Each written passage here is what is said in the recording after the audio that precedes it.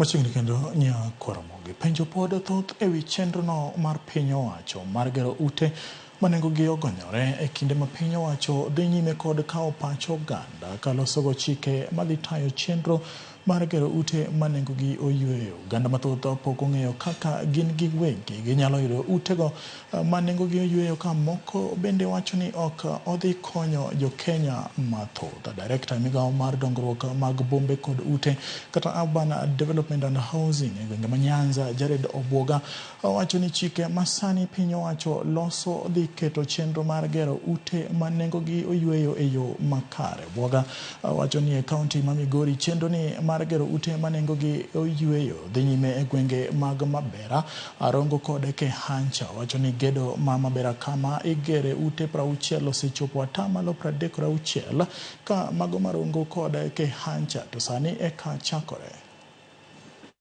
When somebody wants to change to the private sectors, there is agreement between the holders of affordable housing with the private sector. So that is why I'm asking, if it will be built on a public land, will it be converted to a private sector? Another question, how is the common wananchi with all that public land? We know our country now, many youths have no employment.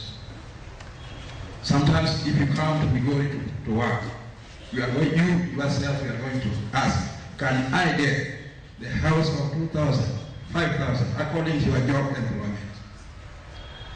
How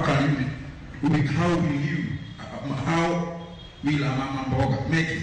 I'm requesting the affordable officers to reconsider the buildings. They can have the affordable one of the Gorofa, and also the Mama Mboga houses where they can also rent. The Affordable Housing Regulations 2024 that stems out of the Affordable Housing Act 2024 is a framework that will provide critical frameworks that the nation needs to seamlessly undertake affordable housing programs and associated infrastructures. Locals will be given the priority to take up the houses. Locals will also be given the first opportunity to provide materials for the construction of these houses, so that it can spur economic growth and spur development here. Nonro yango ni atama